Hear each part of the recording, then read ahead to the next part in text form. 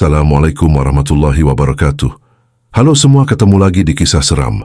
Semoga kalian semua sehat dan dalam keadaan baik. Kalau kamu nonton ini sendirian, pastikan lampu menyala, atau setidaknya ada orang di sebelah kamu.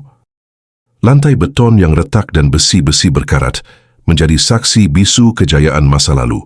Pabrik gula Argosari yang kini terkoyak zaman.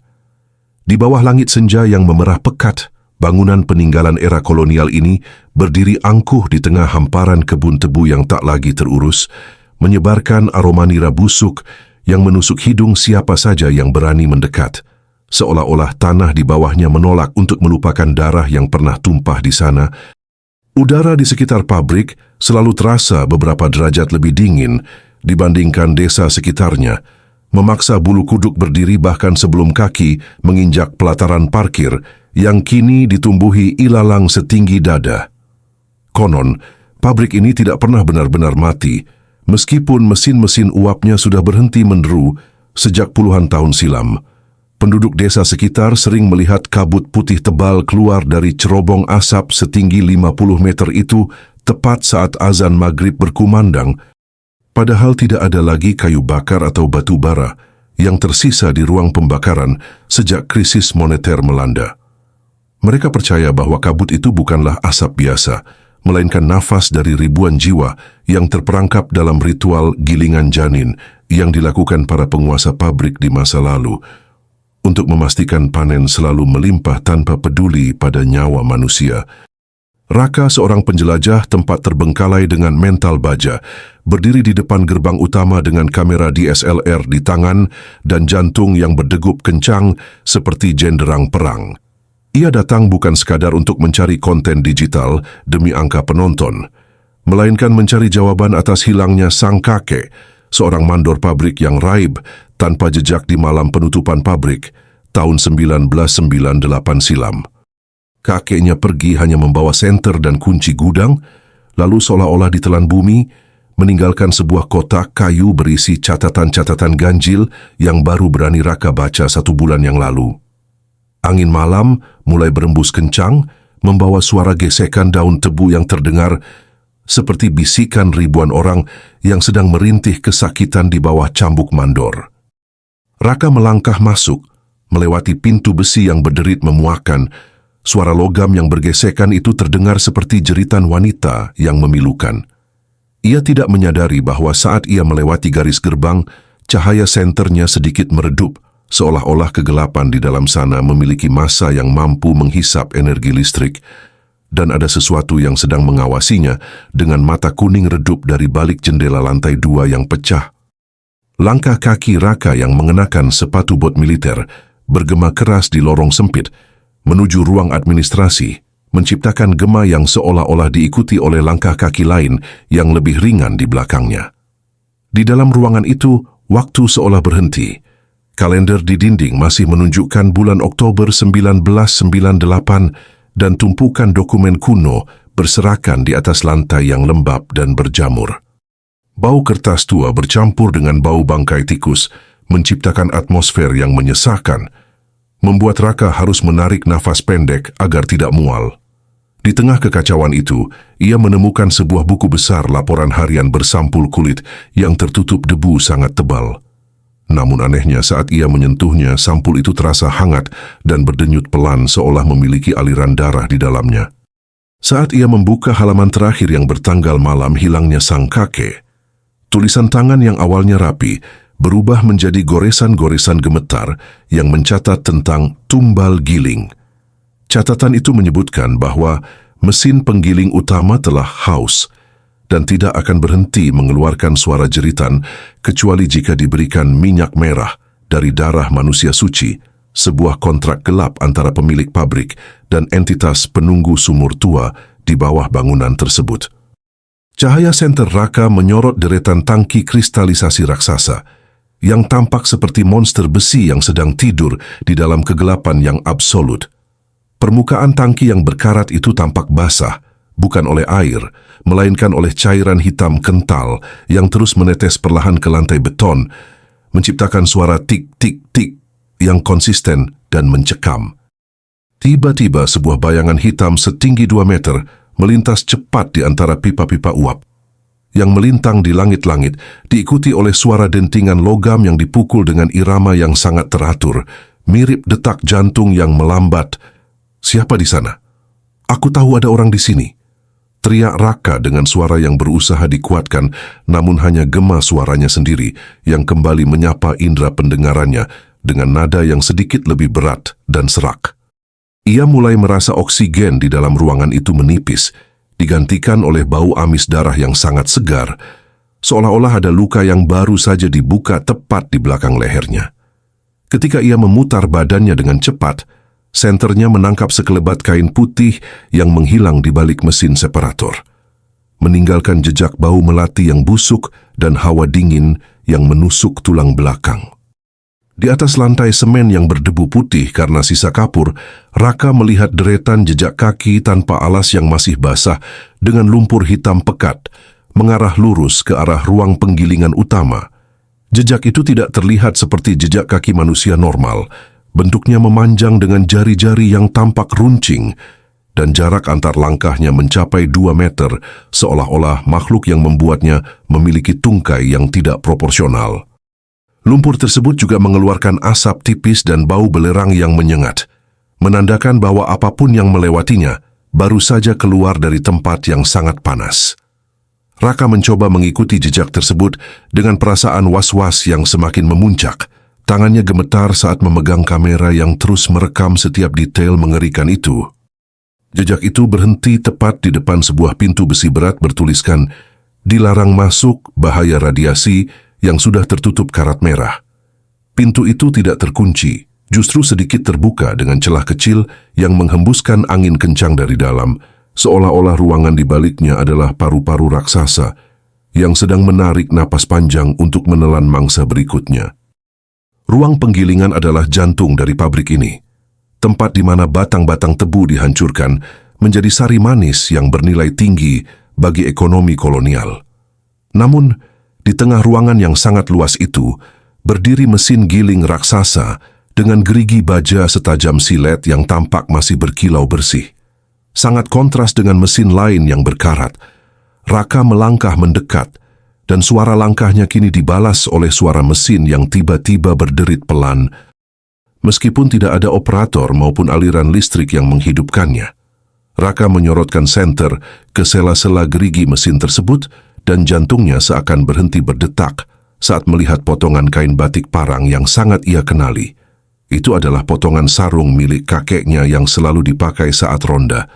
Di kain itu terdapat noda hitam kering yang membentuk pola wajah manusia yang sedang berteriak kesakitan. Seketika, suhu udara turun drastis hingga napas Raka mengeluarkan uap putih yang tebal, dan di kegelapan sudut ruangan, roda gila mesin yang beratnya bertonton itu mulai berputar sendiri dengan suara raungan logam yang memekakkan telinga. Krek, krek, krek. Bunyi gerigi logam yang saling beradu mulai memekakkan telinga, menciptakan getaran hebat yang membuat lantai beton di bawah kaki Raka ikut bergoyang.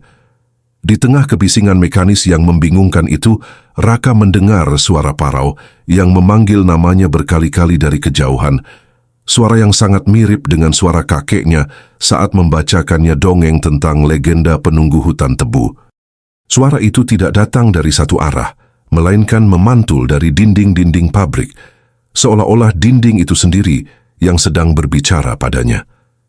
Ia menoleh ke segala arah dengan panik, namun tidak menemukan siapapun kecuali bayangan mesin yang bergerak-gerak secara aneh di dinding, akibat cahaya senter yang bergoyang liar. "Raka, jangan lihat ke bawah, cepat lari." Rintihan itu terdengar makin jelas dan memilukan. Kini berasal dari dalam lubang pembuangan ampas tebu yang gelap dan sangat dalam di bawah kakinya. Rasa penasaran yang bercampur ketakutan luar biasa memaksa Raka untuk mengintip ke dalam lubang itu, dan apa yang ia lihat di dasar sana akan menghantuinya seumur hidup. Tiba-tiba di sudut ruangan yang paling gelap, muncul kepulan asap hitam yang memadat membentuk sosok pria tinggi besar dengan seragam putih khas pejabat kolonial Belanda lengkap dengan topi pit helmet. Namun, wajah pria itu adalah pemandangan dari neraka. Kulitnya mengelupas menunjukkan daging merah yang berdenyut dan di tempat matanya seharusnya berada, hanya ada lubang hitam kosong yang mengeluarkan cairan kental seperti aspal. Sosok itu berdiri memegang cambuk panjang yang ujungnya berkilau perak, menatap ke arah Raka dengan aura kebencian yang mampu membuat mental seseorang hancur seketika. Sosok itu dikenal dalam legenda lokal sebagai Menir Van Hik, manajer pabrik, paling sadis yang tewas dikeroyok buruh saat agresi militer, dan jasadnya dilempar hidup-hidup ke dalam tungku pembakaran yang sedang membara. Kehadirannya selalu menandai ritual penagihan nyawa, yang rutin dilakukan setiap siklus giling, dan malam ini keberadaan Raka dianggap sebagai pelanggaran wilayah yang hanya bisa ditebus dengan darah. Sosok itu mulai melangkah maju setiap hentakan sepatunya di lantai beton, mengeluarkan api kecil yang membakar debu-debu di sekitarnya. Raka berbalik dan lari sekencang mungkin, masuk ke dalam labirin pipa-pipa uap yang saling bersilangan di langit-langit pabrik yang sangat tinggi. Namun, pipa-pipa yang seharusnya sudah dingin dan kosong, itu tiba-tiba mengeluarkan uap panas secara bersamaan dengan suara desisan yang sangat keras, seperti suara ular kobra raksasa yang marah. Pandangan Raka tertutup total oleh dinding kabut uap, yang panasnya menyengat kulit, membuatnya kehilangan arah dan terus menabrak tiang-tiang besi yang licin karena minyak. Setiap kali ia mencoba berbalik untuk mencari jalan keluar yang tadi ia lalui, lorong-lorong itu seolah bergeser dan berubah posisi secara mistis, mengurungnya dalam sebuah labirin dimensi yang tidak masuk akal. Ia terjebak dalam ruang di mana hukum fisika tidak lagi berlaku, di mana suara langkah kakinya terdengar di atas kepalanya sendiri, dan bayangannya di dinding mulai bergerak secara mandiri, mencoba mencekik bayangan lehernya sendiri. Kesadaran Raka mulai goyah saat ia menyadari bahwa pabrik ini bukan sekadar bangunan, melainkan makhluk hidup yang sedang mencernanya perlahan. Setelah berputar-putar dalam kabut uap, Raka entah bagaimana sampai di depan pintu baja raksasa ruang boiler atau tungku pembakaran utama yang merupakan pusat energi pabrik. Pintu itu seharusnya terkunci dengan gembok seberat 5 kilo, namun sekarang pintu itu terbuka lebar, memperlihatkan pemandangan yang mustahil secara logika. Di dalamnya, tungku raksasa itu membara hebat dengan api berwarna ungu kebiruan yang mengeluarkan suara raungan seperti badai, meskipun tidak ada sepotong pun kayu atau batu bara yang dibakar di sana. Hawa panas yang terpancar dari ruangan itu begitu ekstrim hingga kamera di tangan Raka mulai mengeluarkan peringatan overhead, namun Raka seolah terhipnotis untuk terus melangkah maju. Di depan api yang membara tersebut, tampak bayangan puluhan orang yang sedang berdiri dalam antrean, yang sangat rapi dengan kepala tertunduk lesu. Mereka bukan manusia hidup, melainkan entitas transparan yang terlihat sangat menderita, seolah-olah jiwa mereka sedang dipanggang secara perlahan untuk menjadi bahan bakar abadi bagi mesin-mesin di pabrik terkutuk ini. Raka terpaku di ambang pintu ruang boiler, matanya membelalak melihat barisan sosok yang mengantre di depan tungku api ungu tersebut. Mereka mengenakan seragam buruh kain goni yang compang-camping, namun ada sesuatu yang mengerikan. Tidak satu pun dari mereka memiliki kepala di atas pundaknya. Leher mereka terpotong rapi, seolah dipenggal oleh mesin pemotong tebu yang sangat tajam. Dan dari lubang kerongkongan yang terbuka itu, keluar kepulan asap hitam pekat yang berbau belerang dan daging terbakar. Salah satu sosok itu tiba-tiba berhenti dari antreannya dan memutar tubuhnya ke arah Raka secara patah-patah, seperti gerakan robot yang rusak. Meskipun tidak memiliki mata, Raka bisa merasakan tatapan kebencian yang menusuk dari arah leher yang kosong itu. Sosok itu mulai melangkah maju, tangannya yang kurus kering dengan kuku-kuku hitam memanjang berusaha menggapai wajah Raka. Suara erangan tanpa mulut terdengar menggema di ruangan itu, sebuah frekuensi rendah yang membuat telinga Raka berdenging dan dadanya terasa sesak, seolah dihimpit beban bertonton. Dalam kepanikan yang memuncak, Raka meraba saku jaketnya, mencari sesuatu yang bisa memberinya pegangan pada realitas, dan jarinya menyentuh sebuah koin kuno, pemberian neneknya, sebuah jimat pelindung keluarga. Namun, karena tangannya yang gemetar hebat akibat suhu yang ekstrem, koin itu tergelincir dan jatuh ke lantai beton dengan dentingan nyaring yang memecah kesunyian mistis di ruangan itu. Saat koin itu menghantam lantai, sebuah gelombang kejut tak kasat mata terpancar keluar, membuat api ungu di dalam tungku bergejolak hebat dan meledak kecil. Seketika, barisan pekerja tanpa kepala itu lenyap menjadi kepulan abu hitam yang terbawa angin panas, meninggalkan Raka sendirian dalam kegelapan total yang tiba-tiba turun saat api di tungku mendadak padam. Suasana yang tadinya sangat bising dan panas berubah menjadi sunyi senyap dan dingin yang membekukan, hanya menyisakan suara napas Raka yang memburu. Ia merangkak di lantai, meraba-raba mencari koinnya dalam kegelapan, namun tangannya justru menyentuh sesuatu yang basah, licin dan berdenyut di atas lantai beton. Sesuatu yang terasa seperti organ dalam manusia. Dengan bantuan cahaya senter yang mulai berkedip-kedip kehabisan daya, Raka berhasil menemukan jalan keluar dari ruang boiler hanya untuk masuk ke dalam laboratorium kimia kuno. Ruangan ini dipenuhi dengan rak-rak kayu yang melapuk, berisi ribuan botol kaca dengan label berbahasa Belanda yang sudah memudar, berisi cairan keruh yang di dalamnya mengapung benda-benda aneh. Di meja tengah yang terbuat dari marmer dingin, terdapat sebuah mikroskop kuno yang seolah-olah baru saja digunakan oleh seseorang. Dengan slide kaca yang masih menyisakan noda darah segar. Saat Raka mendekati meja tersebut untuk mencari petunjuk, ia melihat sebuah toples kaca raksasa yang diletakkan di sudut paling gelap laboratorium. Di dalam toples itu, terdapat sebuah jantung manusia yang ukurannya 2 kali lipat jantung normal, masih berdenyut dengan irama yang sangat pelan di dalam cairan formalin yang berwarna merah muda.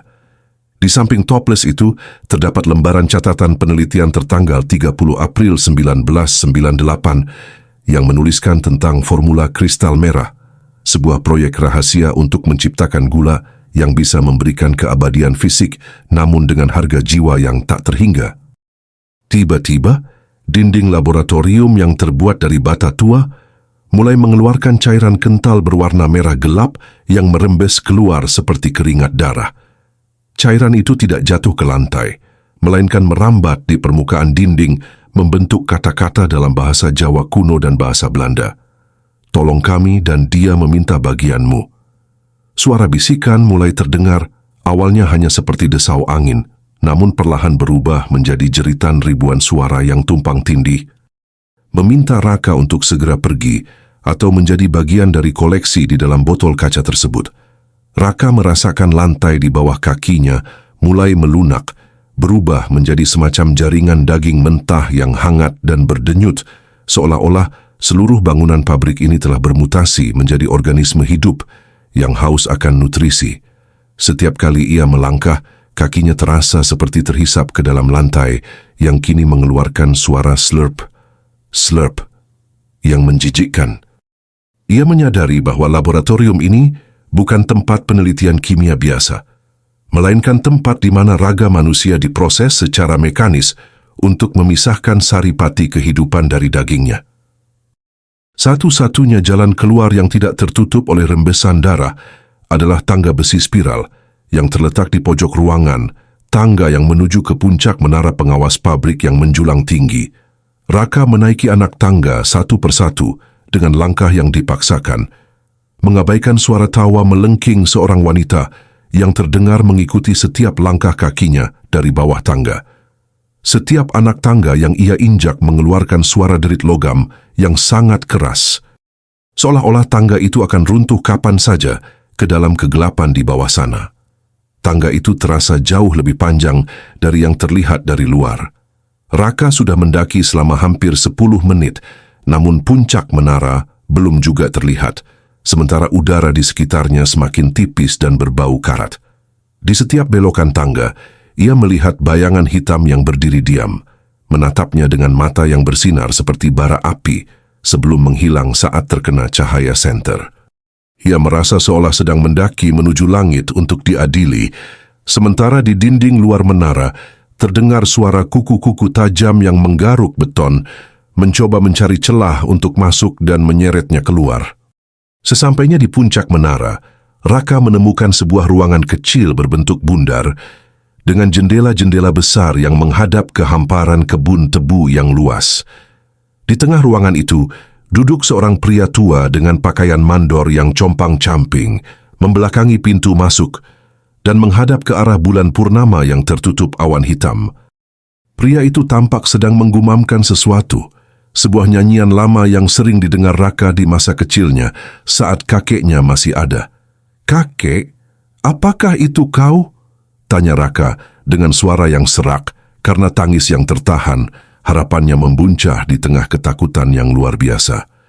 Sosok itu perlahan-lahan memutar kursinya, dan saat wajahnya terkena cahaya senter, Raka jatuh terduduk dengan lemas karena kengerian yang tak terbayangkan. Wajah kakeknya tidak lagi sepenuhnya manusia. Kulitnya telah menyatu dengan roda-roda gigi kecil yang berputar di bawah jaringan kulitnya, dan sebuah pipa besi kecil tertancap di pelipisnya, mengalirkan cairan gula berwarna hitam langsung ke otaknya. "Kau tidak seharusnya melihatku seperti ini, Raka," ucap sang kakek dengan suara yang tidak lagi berasal dari pita suara, melainkan suara mekanis yang bergetar dari dalam dadanya.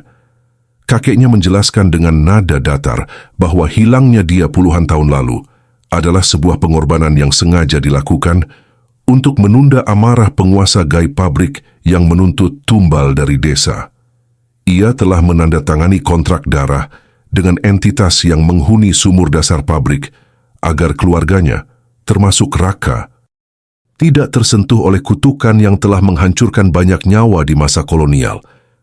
Pabrik gula Argosari ternyata dibangun di atas sebuah titik nadi bumi yang gelap, tempat di mana energi penderitaan diolah menjadi kekuatan duniawi. Kakek Raka kini bukan lagi manusia, melainkan bagian dari sistem kendali pabrik tersebut. Jiwanya digunakan sebagai pelumas agar roda-roda mesin di alam gaib tetap berputar. Namun, kontrak itu sudah hampir berakhir. "Raka," lanjut sang kakek dengan mata yang mulai bersinar merah redup, "dan mereka sekarang menginginkan darah yang lebih muda untuk memperbarui perjanjian itu."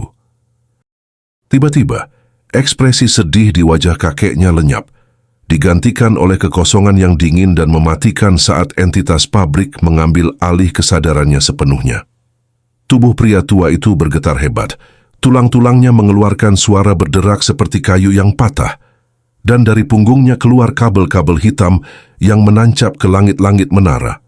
Kakeknya terangkat ke udara seperti boneka marionet, dan tangannya yang kini memiliki kuku-kuku baja tajam bergerak menyambar ke arah leher Raka. Dengan kecepatan yang mustahil, Raka berguling di lantai, menghindari serangan yang menghancurkan kursi kayu di belakangnya menjadi serpihan kecil. Ia harus bertarung melawan sosok yang sangat ia cintai, sebuah dilema yang menyiksa batinnya lebih dari apapun yang pernah ia alami. "Ini bukan kakek, ini hanya mesin," teriak Raka pada dirinya sendiri, mencoba memantapkan hati saat sosok kakeknya merayap di dinding menara, seperti laba-laba raksasa, bersiap untuk menerkamnya dari atas dengan raungan logam yang memekakkan telinga. Dalam pergulatan yang tidak seimbang itu, Raka terdesak hingga ke pinggir pagar balkon menara yang sudah sangat rapuh karena karat. Dengan satu tendangan kuat dari sosok yang merasukinya, kakeknya menghantam dada Raka hingga pagar besi itu patah dan Raka terjatuh ke belakang, meluncur bebas dari ketinggian 50 meter. Di bawah sana, lubang pembuangan limbah raksasa terbuka lebar, seolah-olah pabrik itu sendiri yang membuka mulutnya untuk menelan Raka yang terjatuh dengan kecepatan tinggi. Angin menderu di telinga Raka, dan saat ia pasrah akan ajalnya, ia melihat bayangan kakeknya di atas menara sejenak kembali normal dan menatapnya dengan air mata darah, seolah membisikkan kata maaf. Sebelum menghantam dasar yang keras, tubuh Raka seolah melewati sebuah portal transparan yang dingin. Ia tidak mati karena benturan, melainkan terhisap ke dalam kolam ampas tebu cair yang sangat dalam dan kental. Cairan itu mulai memenuhi paru-parunya, menariknya turun ke dalam kegelapan bawah tanah yang lebih purba daripada bangunan pabrik itu sendiri. Raka terbangun dengan terbatuk-batuk, memuntahkan cairan hitam berasa manis yang menyengat dari paru-parunya, dan menemukan dirinya berada di sebuah kompleks bawah tanah yang sangat luas. Tempat ini bukan bagian dari arsitektur pabrik gula, melainkan sebuah labirin batu kuno yang dibangun jauh sebelum Belanda menginjakkan kaki di tanah ini. Di sepanjang dinding lorong terdapat ribuan tengkorak manusia yang disusun rapi. Masing-masing memiliki lubang di bagian dahi yang disumbat dengan kristal merah yang bercahaya redup. Suasana di sini terasa sangat berat dengan tekanan udara yang membuat telinga Raka terus mengeluarkan darah kecil. Ia menyadari bahwa pabrik gula di atas hanyalah sebuah topeng atau alat pengumpul bagi tempat bawah tanah ini. Sebuah pabrik jiwa yang sebenarnya. Di ujung lorong ia melihat cahaya kehijauan yang berasal dari sebuah ruangan berbentuk kubah besar, tempat di mana semua pipa limbah pabrik bermuara dan mengalirkan sari pati kehidupan yang telah diperas dari para korbannya. Di tengah ruangan kubah bawah tanah yang luas, Raka menemukan sebuah altar batu raksasa yang dikelilingi oleh parit-parit kecil berisi cairan merah yang terus mengalir deras. Parit-parit ini terhubung langsung ke akar-akar mesin pabrik yang menembus langit-langit gua, menciptakan sistem sirkulasi yang mengerikan antara dunia manusia dan dunia gaib. Di atas altar itu, sebuah belati kuno dengan hulu berbentuk kepala naga tertancap dalam, menjadi pusat gravitasi bagi seluruh energi negatif yang ada di tempat terkutuk tersebut. Raka mendekat dengan langkah gemetar, menyadari bahwa belati inilah yang disebut kakeknya dalam catatan terakhir sebagai segel pengikat. Belati ini berfungsi untuk mengunci jiwa-jiwa yang dikorbankan agar tidak bisa berinkarnasi, memaksa mereka menjadi energi penggerak mesin selamanya. Bau belerang di sini begitu kuat hingga mata Raka terasa terbakar, dan suara detak jantung raksasa yang berasal dari bawah altar membuat debu-debu di lantai melompat-lompat seirama dengan denyut nadi sang iblis penunggu pabrik. Saat tangan Raka baru saja menyentuh hulu belati yang dingin, seluruh ruangan bawah tanah itu meledak dalam kemarahan gaib yang luar biasa. Bayangan-bayangan hitam yang tadinya hanya diam di dinding, kini mulai memisahkan diri, membentuk wujud-wujud mengerikan dengan tangan-tangan panjang yang berusaha meraih kaki Raka. Suara raungan menir Van Hyck terdengar mengguntur. "Lancang sekali kau manusia kecil, kau pikir kau bisa menghancurkan apa yang telah dibangun dengan ribuan nyawa?" Raka tidak mundur, ia menggenggam belati itu dengan kedua tangannya, memusatkan seluruh sisa kekuatannya sambil mengingat wajah hangat kakeknya sebelum berubah menjadi monster. Ia mulai merapalkan doa perlindungan yang pernah diajarkan neneknya, sebuah mantra yang dimaksudkan untuk membebaskan mereka yang terbelenggu. Cahaya emas dari koin di sakunya tiba-tiba bercahaya terang, menciptakan perisai cahaya yang menghalau bayangan-bayangan hitam tersebut tepat saat Raka mulai menarik belati itu keluar dari sela batu altar dengan teriakan yang memecah kesunyian gua. Dengan satu hentakan terakhir yang menguras seluruh tenaganya, belati itu akhirnya tercabut dari altar batu, mengeluarkan suara dentuman yang terdengar hingga ke pemukiman penduduk desa di luar sana. Seketika, cahaya biru pucat yang membutakan mata meledak dari lubang bekas belati tersebut, menyapu seluruh ruangan bawah tanah dan menghancurkan setiap rantai gaib yang mengikat tengkorak-tengkorak di dinding. Raka terlempar ke belakang oleh gelombang energi tersebut, melihat dengan mata kepalanya sendiri bagaimana sosok menir Van Hyck dan entitas gelap lainnya luluh lantah menjadi debu yang tersapu cahaya. Pabrik gula Argosari di atas mereka mulai berguncang hebat. Suara besi yang bengkok dan beton yang pecah terdengar seperti raungan monster yang sedang sekarat. Langit-langit gua mulai runtuh, menjatuhkan bongkahan batu besar, dan pipa-pipa uap yang meledak mengeluarkan api suci. Raka menyadari bahwa dengan dicabutnya belati itu, seluruh struktur fisik dan gaib pabrik ini akan musnah, dan ia hanya memiliki waktu beberapa menit sebelum seluruh tempat ini amblas ke dalam perut bumi untuk selamanya. Dalam kekacauan reruntuhan tersebut, Raka melihat sebuah celah cahaya yang muncul dari balik tumpukan ampas tebu yang terbakar, sebuah lorong pembuangan kuno yang mengarah langsung ke pinggir hutan. Ia berlari dengan sisa tenaga yang ada, melompati pipa-pipa yang menyemburkan api, dan menghindari reruntuhan langit-langit yang hampir menimpanya berkali-kali. Di belakangnya, ia bisa mendengar suara gedung utama pabrik yang runtuh sepenuhnya ke bawah tanah, menciptakan lubang sinkhole raksasa yang menelan segala sisa penderitaan masa lalu. Tepat sebelum ia mencapai pintu keluar, sebuah tangan yang hangat dan familiar mendorong punggungnya dengan lembut, memberinya dorongan ekstra untuk keluar dari lubang tersebut. Raka jatuh tersungkur di atas tanah hutan yang lembab, terengah-engah dengan paru-paru yang terasa terbakar oleh debu dan asap. Saat ia menoleh ke belakang, lubang tempatnya keluar sudah tertutup oleh longsoran tanah, dan yang tersisa dari pabrik gula Argosari hanyalah kepulan debu raksasa yang membubung ke langit fajar yang baru saja merekah. Matahari pagi mulai menyinari ladang tebu yang kini tampak lebih hijau dan segar, seolah-olah kutukan yang selama ini menghisap kesuburannya telah sirna. Raka berdiri dengan tubuh penuh luka dan pakaian yang hancur, namun hatinya merasa jauh lebih ringan daripada saat ia pertama kali melangkah masuk ke gerbang maut tersebut. Ia meraba sakunya dan menemukan koin kuno neneknya telah berubah menjadi emas murni yang bersinar indah di bawah cahaya matahari, sebuah tanda bahwa pengorbanannya telah diterima dan jiwanya kini terlindungi. Di kejauhan di antara kabut pagi yang mulai menipis, Raka melihat sosok kakeknya berdiri dengan pakaian mandor yang rapi, tampak muda dan sehat seperti dalam foto-foto lama.